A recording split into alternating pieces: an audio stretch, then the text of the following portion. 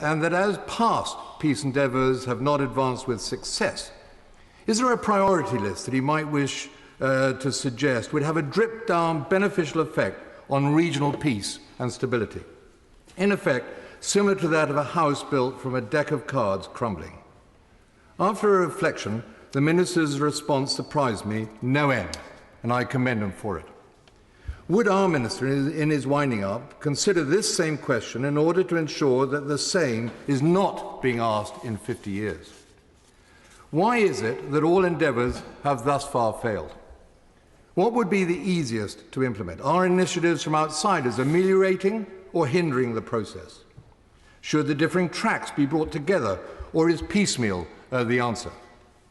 Is it so impossible to believe that a line be drawn and that renewed focus be on the positive side of relationship building, with differences put aside and the common denominators of tolerance, culture, religion, trade and security that befits ancient civilizations come to the fore? Suggestions that came out of Davos of the potential for direct dialogue between Riyadh and Tehran is to be encouraged. But back to the Saudi Foreign Minister's response, which included a regional tour which emphasized the need for security, rule of law, good governance, women's inclusion, recognizing the high level of education and diverse innovation that exists, and he particularly singled out Iranians, the advances in opening new sectors of the economy and more. All this boiled down to one thing, however, and this was his core response: let the people win. So maybe this is what should become the central focus and approach to stability in the region. The people, my lords. Let the people win. I fully concur. My lords, I've declared an interest as a member of the Parliamentary Committee for Iran Freedom. Can I join all those that would thank Lord Turnbull for getting this very timely and very important debate? I say timely because of what we've been reading about in the papers and what's been going on in that troubled country. I look forward to one of the reasons I put my name down was I want to hear the Minister's reply to some of the questions that have been posed so far, and probably will be more after, because in the last 30-odd years, people like myself and others in this chamber have been pressing the government to take a more realistic view about the inhumane and wicked regime that it keeps the people of Iran under such oppression. Many years ago, the then Prime Minister Tony Blair told the world that Iran was the greatest exporter of terrorism.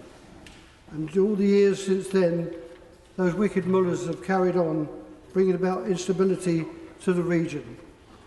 The policies, both internally and externally, have been cruel and deceitful. Within Iran, the oppression continues, and the recent protests have led to the all too familiar pattern: murders, mass arrests of innocent people who only have their freedom in their minds, freedom for democracy, but were cruelly mowed down and once again put down by the Revolutionary Guard and others. I can only pay tribute to those people who made such a stand and to try to change things in their own country. But externally, we see the Revolutionary Guard getting its fingers into various other pies in the region. Other speakers have said the countries where they're working. But the external influence of the IRG and the mullahs is quite extensive. And we've got to recognise that. And we've got to remember their history. Before we had the recent nuclear proliferation deal deserted by the Americans, some of us remember the Quartet Plus One, when after the talks finished and people thought there was success, President Rouhani went on record to say how he duped and deceitfully misled both the other countries and ourselves in those talks. We've got to learn from the mistakes. This is the Rouhani from the 1988 massacre. This is the Rouhani who told Iraq what to do about the Ashraf people, the people of liberty, and more recently, their fingers getting involved in Albania, where some of the people resettled after getting out of Camp Liberty. And I do hope the Minister is able to speak with a louder voice than we've heard from the government in recent years. My Lords, I rise to speak in the gap and to make three very brief and simple points. The first is that we, the international community, are gradually slipping closer to another war in the Middle East, which it would be against Britain's interests, both economically and politically, if it were to occur. Secondly, avoiding Iran becoming a nuclear weapons capability power with the means of delivering any weapons if it had them must be a major objective of our policy, and surely must be also necessary to avoid triggering a nuclear arms race in the Gulf region. And the best route to do that remains the JCPOA, difficult though it is to bring it back on the rails, and it would need at some stage to be supplemented in such a way as to deal with the sunset provisions in some of its clauses. Thirdly, stability in the Middle East will only be achieved if Iran is recognized and treated as a regional power in that area, along with others such as Turkey, Egypt, Israel, and Saudi Arabia. And it must be on a basis of all agreeing not to interfere in each other's internal affairs, to respect borders, and to work for economic cooperation. Now, achieving those three objectives will only be possible if it can be seen by all as requiring compromise, compromise on policy and compromise on behaviour. So I hope that the Noble Lord the Minister can say that achieving those three objectives remains part of our policy, and I would suggest that it should be the basis on which we move ahead. My Lords, I would also like to thank the Noble Lord, Lord Turnberg, for putting down this debate and for all his work in the region, and I hugely respect his concern. And it's excellent, too, to have the contribution from the Noble Lady, Lady Ashton, who, as EU High Representative, played such an instrumental role in bringing about the JCPOA. And as she has put it, it was not that this agreement addressed everything, but that it was a boulder in the door. As Noble Lords have made clear, Iran has had a destabilizing influence in the region, often through proxies, the Houthis, Hamas, Hezbollah, and there are terrible human rights abuses in the country. And that's why this agreement was so significant. The plan, backed by moderates, was to show Iran that economic engagement and global moderation had benefits. Those benefits proved limited. Nevertheless, Iran was judged to have adhered to the JCPOA, only diverging in small respects from it after President Trump withdrew American support. That itself is a significant achievement. And now the US assassinated Soleimani on Iraqi soil. Indeed, he had blood on his hands, but that state assassination seems to have had the further effect of strengthening the hardliners' hold within Iran so that they would appear to be on course to do well in upcoming elections. We all need to see stability, security and prosperity in the region. Instability in the region results in the flow of refugees. Missiles capable of reaching Europe must concern us. Yet now Iran's leadership has pledged to drive the US from the region. Tension is even further increased. Could the Noble Lord confirm that we agree with our European allies that it becomes even more important that we engage with Iran? And does he also agree that we need to try to build on the work of the Noble Lady and our allies and not to destroy it? I look forward to hearing what the Noble Lord has to say. My Lords, I too would like to thank Lord Turnberg for securing this debate. The tension between Iran, the US and their allies, which culminated in the killing of Iranian military leader Qasem Soleimani earlier this month, has stabilized. And I am pleased this House is able to now debate Iran and the Middle East at a time when we have realised the immediate ambition of all actors to avoid conflict. The people of the Middle East deserve to live in a peaceful, stable environment, free from the fear of imminent war. And the UK can play a part in enabling such an environment by encouraging all leaders to interact through international institutions and use these as our primary mechanism for diffusing future tensions. In the long term, we have a responsibility to support a framework which commits Iran to internationally recognized norms and formalize their relations with the West. The JCPOA is an opportunity to do exactly this. Regrettably, the agreement has disintegrated following President Trump's withdrawal and worsened by Iran's violation of the uranium enrichment clauses. Whilst the JCPOA is not operational in its current state, we would be mistaken to abandon it altogether unless all other avenues have been exhausted. Can the Noble Lord the Minister confirm what steps the government are taking to resolve the present dispute and detail the present status of the dispute mechanism? If the JCPOA is to completely collapse, any replacement to the agreement may take years to develop, and in the vacuum of a new deal, we increase the risk of conflict. And those who oppose the JCPOA have been scarce on the detail on what would replace it. Could the Noble Lord the Minister detail what exactly the government believes would differ in a future agreement in order to gain the support of both Iran and the US? The immediate priority of the UK must be to encourage Iran to again comply with the present agreement and ask President Trump to return to the table. But in the absence of any overnight miracle, we must also consider how we can maintain the present détente in the absence of a new agreement. There is a responsibility which Iran must uphold to international law, including the Non-Proliferation Treaty. In recent days and weeks, we have seen the Iranian government again using inflammatory language. We must make clear that this is unacceptable and serves no benefit to the Iranian people. But we must also repeat our invitation to them to come in from the cold and work with the international community.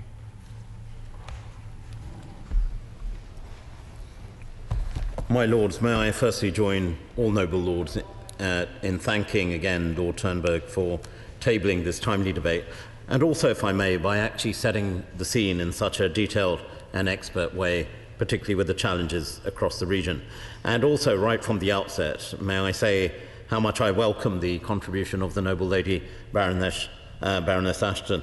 The great advantage of your Lordship's house, I often say, particularly as a Minister for Foreign Affairs, is that rather than look things up, there are many people, and I look around the debate we've just had, who can provide expert insight into a particular situation on a particular deal or issue. Why? Well, the answer is quite simple. Because they're expert, they were there. And having the noble lady contribute to this debate is very much welcome. The recent escalation in tensions between the US and Iran, as many noble lords have said, is deeply concerning.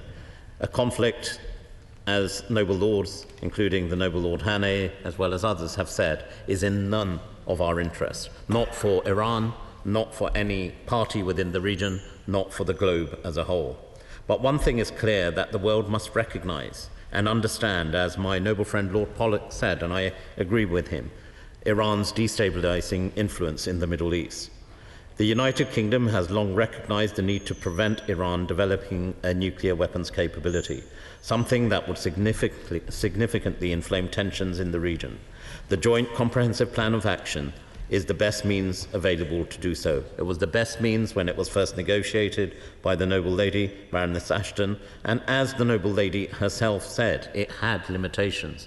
But the primary aim of the JCPOA was to prevent Iran developing nuclear weapons, and it had achieved that aim.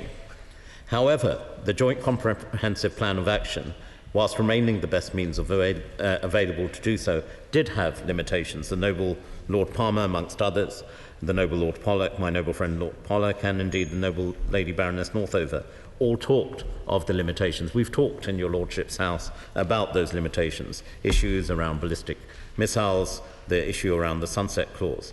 But we also recognise its strengths, which the Noble Lady Baroness Ashton reminded us of, that it has prevented Iran from acquiring a nuclear weapon, which is an important pillar of the wider global non-proliferation architecture. The deal remains vital for our national security and the shared security of our partners and allies. We have also held concerns about Iran's activity in the region, including through the Islamic Revolutionary Guard Corps and the Al-Quds Force, indeed, which was under the command of General Soleimani, and that's why we will not lament his death. The noble Lord, Lord Alton, and my noble friend Lord Pollock also raised the issue of the prescription of the IRGC, and I know that they will probably know the answer I'm going to give at this time, that whilst we don't comment on individual groups that are being considered for prescription, we do keep a list of those prescribed organisations under review, and I assure noble lords that we have done just that. The noble Lord Alton and others talked of Hezbollah, and it is quite right that in 2019 this prescription was extended to the whole organisation and not just the military wing. I think that was a distinction many found difficult to justify. Recent escalation taking place in the region, and particularly around the JCPOA, has been deeply concerning, not just for the Middle East, as I said earlier, but for the world as a whole. The last thing the region needs is another conflict. Diplomacy and dialogue, as the noble Lady Baroness Ashton, the noble Lord Hannay reminded us, is what is required and is the only way forward. The government's immediate aim, let me assure the noble Lord Hannay, amongst others, is to de-escalate tensions in the longer term. We want Iran to play a more transparent and constructive role in regional affairs. The noble Lord Waverley talked of Iran's rich history in this respect, and to act in accordance with international rules and norms. Iran's influence on stability in the Middle East, or instability, is very much before us today. Yet, as several noble lords reflected, Iran's size, its position in the region, its rich culture, its strategic location, and yes, its people, as the noble Lord Clark reminded us, are extremely important. It is highly influential in the region. It has been for centuries, if not for millennia, and it's still the case today. Much of Iran's regional behavior should be seen through that lens. It's motivated by a desire to assert what Iran believe is their rightful place as a historically influential power. This explains Iran's use of proxies in Iraq, in Syria, in Lebanon, and Yemen. They serve to promote and protect what Iran sees as its long-term strategic interests in the region. And since 1979, Iran's outlook has sadly been shaped by a radical revolutionary ideology, the focus of the excellent contribution of the noble Lord Alton, with a number of crucial defining factors, among them a sense of self-reliance, forged during the horrific war with Iraq in the 1980s, a strategic rivalry with Saudi Arabia, the noble Lord Waverley again alluded to that, and an enmity that several noble lords talked about, noble Lord Turnberg amongst others, towards Israel. One of the Iranian government's also stated primary foreign policy aim, as the noble Lady Baroness Northover reminded us, is to also remove the US from the region. Without military means to do this directly, it has acted via proxies, deniable attacks and provocations. But let me assure the noble Lady Baroness Northover, we will continue to work with our European partners to see how we can continue to bring pressure to bear on Iran. And as other noble lords have said, yes, we will also be talking to the Russians and others who have influence over Iran. However, more recently, and particularly since May last year, Iran has used activity in the region as a means to force the US to ease its policy of maximum economic pressure, a policy Iran sees as economic warfare. It's important to distinguish these recent, tightly focused provocations from the established pattern of Iran's behavior, which has driven its long-term strategic aims. Or the Minister for sitting down. On that particular point of the American policy of effectively bankrupting and causing collapse within Iran, does he not agree that far from leading to them coming to a conference table, this is more likely to lead to a failed state lashing out and a possibility of conflict? On that particular point, I was going to go on to say that we don't agree with the policy of maximum economic pressure, and I will come on to talk about Instex in a moment. It's also important that we place recent incidents in the former category. The attacks on shipping in the Gulf over the summer, on Saudi oil infrastructure in September — I was in Saudi Arabia just after that attack — and in Iraq in December triggered the recent cycle. All were designed not only to pressure the US, both directly and via its regional allies, to reconsider its approach, but also show to the Iranian public, the region and the wider world that Iran would meet maximum pressure with maximum resistance. The gradual and systematic reduction in Iran's compliance with the nuclear deal since May has had the same goal in mind, the point the Noble Lord just reminded of us of, to show resistance and force the US to change tact. Let me assure Noble Lords that we remain very much committed. The Noble Lord Tunnicliffe asked about the United Kingdom's action, as did the Noble Lord Lord Brown. Let me assure Noble Lords that the UK engages very closely with all countries in the region, and we continue to do so with Iran. We continue to have our embassy there, notwithstanding recent pressures. Our continued diplomatic presence in Tehran is vital. Since 1979, we have continuously chosen to engage with Iran, and despite the many challenges in our relationship, this government is convinced that engagement remains the best approach, and reassuring the Noble Lady Baroness Northover, together with our partners France and Germany, we remain committed to dialogue and finding a diplomatic way forward. My right honourable friends, the Prime Minister, my right honourable friends, the Foreign Secretary and Defence Secretary, have all spoken to their counterparts in the US, Iran and indeed across the region in recent weeks to stress the importance for de-escalation and a diplomatic track. The United Kingdom remains committed to working with the international community, and I hope the Noble Lord Brown is assured by that, to ensure that Iran abides by international laws and norms and is held to account for its destabilizing activity in the region itself. Following Iraq's attacks on shipping in the Gulf, we joined the international maritime security construct to uphold freedom of navigation. We fully understand the United States' desire to re-establish deterrence and the need to shift strategic calculation for the Iranian leadership by increasing costs of Iran's activity. And we do recognize the importance, as I said earlier, of working with Russia and China, as the Noble Lord Turnberg asked, both as parties to the JCPOA and as fellow members of the UN Security Council. We have been consistently clear on the need for Iran to return to full compliance with the nuclear deal. The JCPOA is a reciprocal deal, lifting sanctions in exchange for adhering to tough nuclear limits. By breaking its side of the bargain, Noble Lord Turnberg, Noble Lord Pollock, amongst others, asked about the DRM as well. We were left with no choice but to trigger the DRM. By doing so, we are not seeking to end the deal, but to preserve it and to bring Iran back into compliance with its commitments. A point was raised by several noble lords about alternatives. The JCPOA is the only deal on the table, and therefore it is important that we seek compliance and the return to adherence by Iran.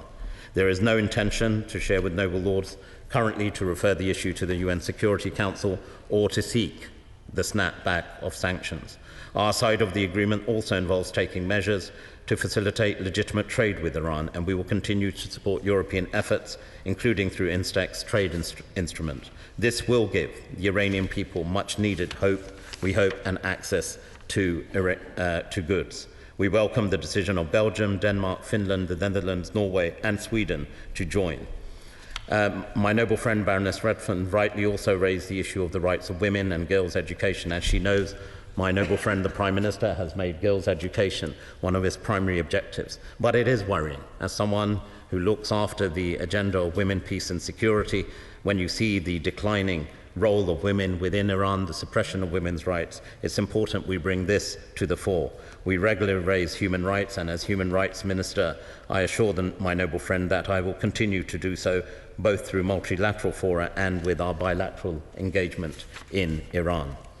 My lords, in thanking noble lords for their contributions, the noble Lord Palmer, I will write to him on the specific issue of what he asked about DFID and its operation in Lebanon.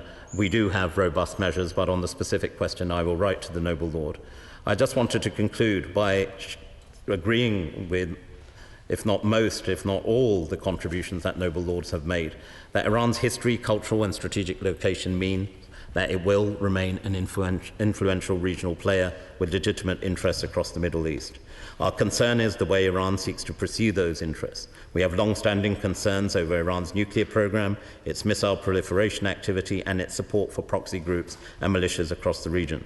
Such support is contravention of UN Security Council resolutions and in many cases against the wishes of people and the governments of the states in which proxies operate. Let me assure noble lords finally that the UK will continue to call for a de-escalation of US-Iran tensions. We will continue to hold Iran to account for its destabilizing behavior. We will continue to work in good faith with our international partners to persuade Iran to return to compliance with the nuclear deal. And ultimately, we want to see Iran taking her rightful place as a positive, constructive influence on stability in the Middle East.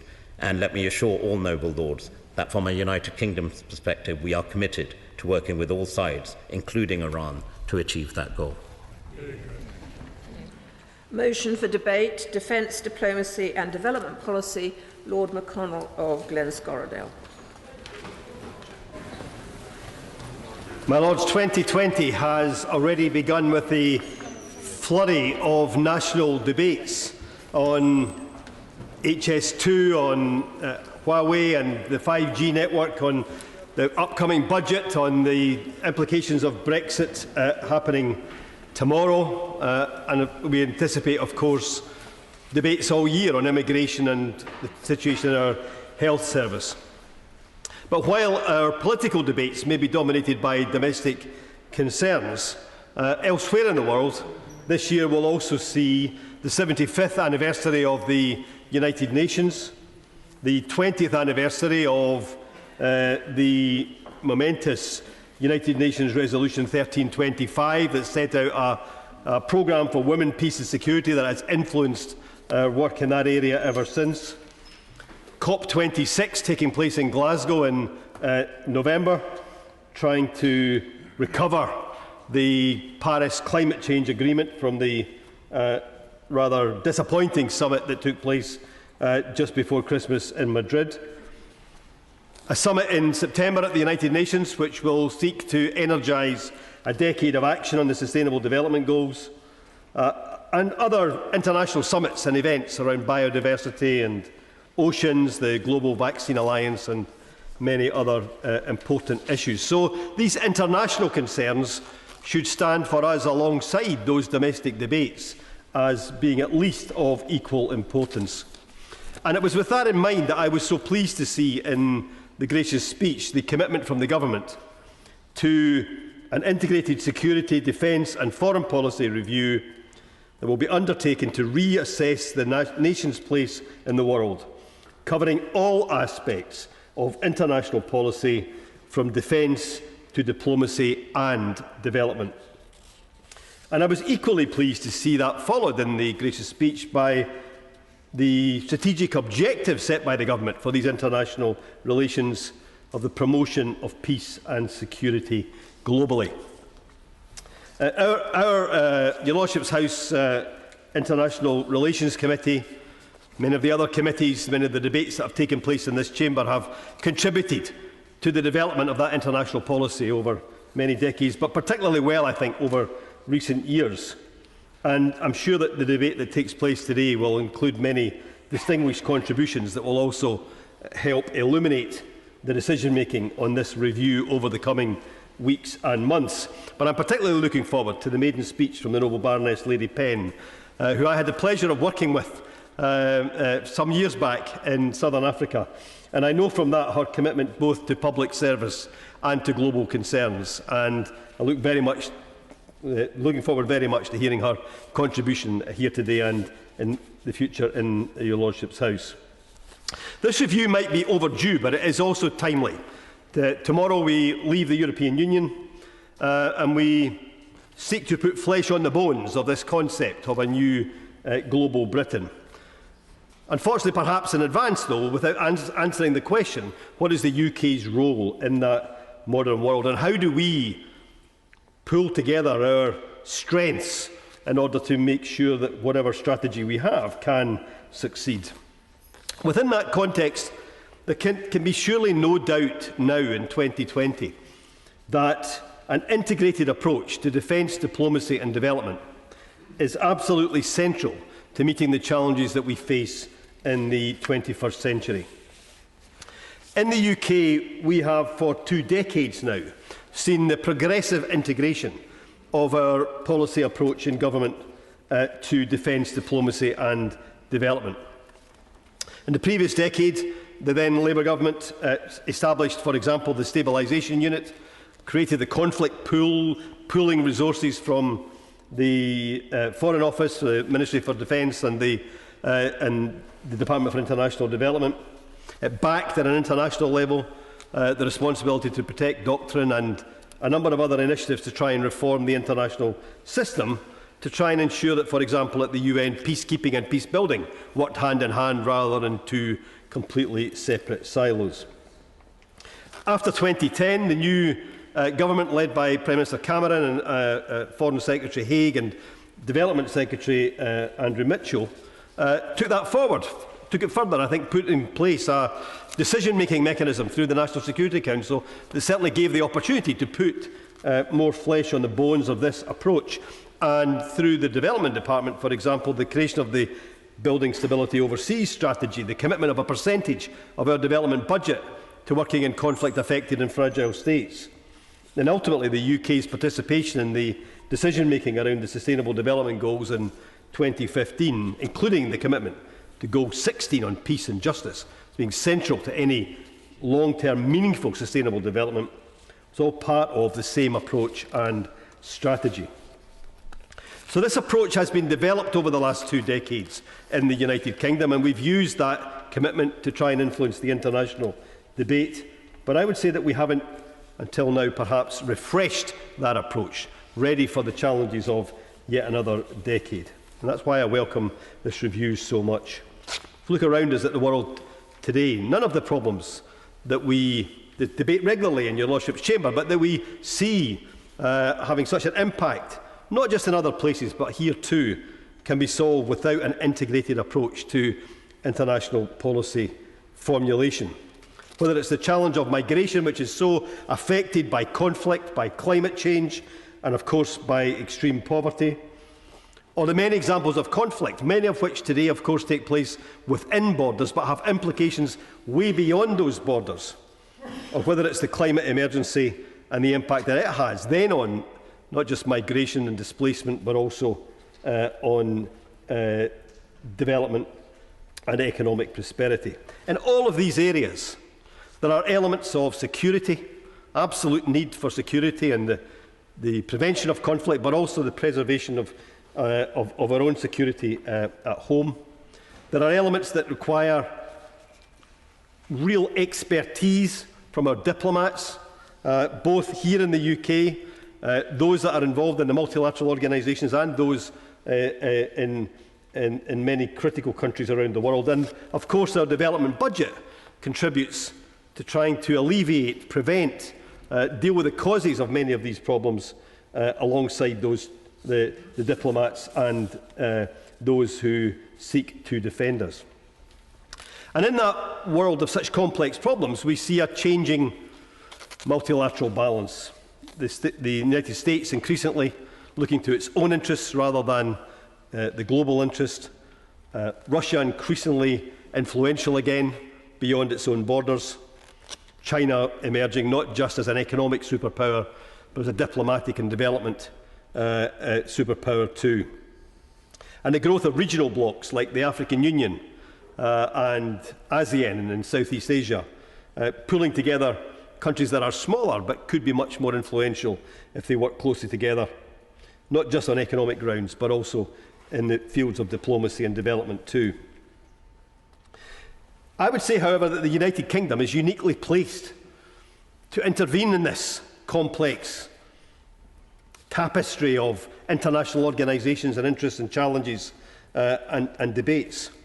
We may not be the #1 most important country in the United Nations, but we do have a seat at the top table. We may not have the biggest defence budget in the world, but we are influential, not just in NATO, but far beyond.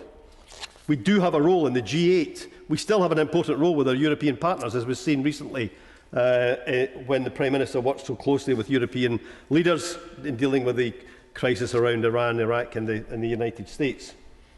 And we, of course, have an influence in the World Bank, and then we have that Commonwealth network that is so critical for our soft power around the world too. If you add into that the private businesses that are headquartered here in the United Kingdom, or the cultural relationships, the educational relationships that we have around the world, then the UK, I would advocate, is uniquely placed to promote the principles of diplomacy, development and defence working together, and to try and help shape a better world. So I want to raise 4 points as we move towards the government establishing this review here today, and look forward to hearing what other members of your Lordship's House have to say during the course of our debate.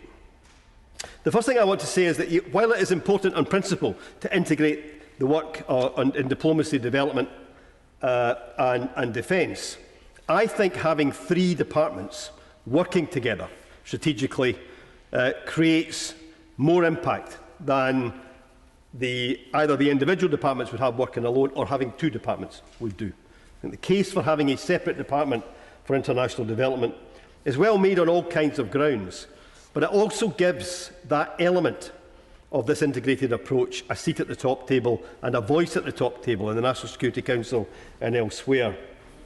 So I think the case for retaining a separate international development department is not just about better spending and more effective aid, but it's also about a better integrated defence, diplomacy and development approach here in the United Kingdom, because all 3 would be represented at the top table in discussions. And I think we should ensure that in that approach we look beyond just those 3 government departments and the ministers that lead them to the other areas where the UK has influence. In effect, I suppose, DDD+. If we look to our cultural impact, the impact of our sporting teams and individuals and sporting events that we host and we contribute to, if we look at the impact of our companies around the world, good and bad, and it should of course always be better. If we look at the impact of our education system or the professional bodies that are housed here in the UK, led from the UK, then in all these areas we can add to that approach and ensure that we have that impact and influence in every corner of the globe. Secondly, I think we need to demonstrate in action what we talk about on paper or in ministerial committees. And I would just give 3 quick examples of that. Now, we really should be. We were one of the architects of the Sustainable Development Goals. This year we're 5 years into a 15-year programme. We're far behind, and the rest of the world is not in a much better place. And I think we need to lead the way this year in upping our game and ensuring that that decade of action that's being launched this year for the period up to 2030 actually is action, and that we are involved in it. Secondly, we need to take every tool at our disposal and ensure that we don't just convene a COP26 in Glasgow in November, but we lead the world in coming together in Glasgow in November to make meaningful decisions that are then implemented to tackle the climate emergency. And thirdly, if we put women, peace and security and some of the principles and actions that are central to that agenda at the heart of this review, then we can help ensure that the debates and the summits that take place this year on that agenda at the global level have a UK influence that is very meaningful and makes a real difference. The third thing I wanted to mention is that I think we need to be brave in leading the debate for global multilateral institutional reform. We still have a global multilateral system that is pretty much based on a combination of the outcome of the Second World War and the years that followed that we now know as the Cold War. It is now 30 years since, 31 years in fact, since the Berlin Wall came down. And yet we still have a system that is designed for that period rather than for the 21st century. And I think the United Kingdom is uniquely placed to lead a debate about the role of the United Nations, the structure of the United Nations, the role of the other multilateral organisations, their aims, objectives, the way in which new powers are brought to the table, have a role and accept responsibility as well as rights at that top table. And I think we should stop seeing the debate about reform for these multilateral organisations as being about the next speech or the next headline or the next summit, but see it about 10 years' time from now. How can we, in the way that people did in the 20s and 30s, start to shape the next generation of institutions that will be more meaningful, rather than simply base our reforms on the actions and decisions of 1945 and the period through to 1989? He's referred to a safer and fairer world and the lead that the United Kingdom might play in global discussions on this. He talked about mass migration of people and the challenges of poverty and climate change. But so far he's left out the most important single issue of the lot, which is the huge explosion in population, and whether he believes the United Kingdom should play their role in trying to get a better understanding of that problem and address it before it's too late. If your Lordship's House will allow me to take a few extra seconds to deal with that point as well as finish my final point, I absolutely accept that the challenge of the growth in the global population is fundamental to all of these other issues and makes every one of those other issues even more complicated and more difficult. And I think that should not just lead us to intervene in order to try and restrict the growth in population, but we need to find new ways of supporting those nations where that population growth is largest to secure jobs and opportunity and investment and progress for the people who live there. And I think, to me, that is part of those the challenge that we face. And if you will allow me perhaps to include that within the umbrella of the need for more action on the Sustainable Development Goals, I would see population as one of the most important challenges that's addressed by those goals collectively. My final point, I'll just make this very briefly, is that I think in all of this, of course our membership of NATO and our relationship to our NATO allies is vital, not least because of the situation with Russia today. And of course our European partnerships are important and the Commonwealth is important. But I think in the 21st century there is perhaps a moment where we should be looking at new alliances and new allies. It seems to me that there are a number of important countries around the world that have a strong economy, a strong democratic system, the rule of law, and a commitment to that globally that we could work more closely together with. And I would like to see the United Kingdom doing more to work with Japan, New Zealand, Sweden, stable democracies that are now emerging in parts of Latin America, Africa, elsewhere in Asia. Building a global alliance for human rights, the rule of law, democracy and progress that can ensure that not only do we talk the language of reform and do the right things in our own Whitehall system, but we actually ensure that we deliver the cleaner, safer, fairer world that we all want to see. The question is that this motion be agreed to. My Lords, I do congratulate the noble Lord, Lord McConnell on promoting this debate. I think he needed another 10 or 15 minutes to cover all the huge issues that we're really addressing here. And this is really a further opportunity for your Lordships to make input both to the forthcoming review of defence diplomacy, development and so on that's been announced, and indeed to the strategic defence review as well. I assume that the grand review of our global strategy of foreign policy will come before the strategic defence review. In other words, we should have a strategy before we review it. But which way around they're actually going to happen, I have no idea. It wouldn't surprise me if they came the other way around. You never know. I say it's a further opportunity, my Lords, because we've already had two major reports from your Lordships in recent years.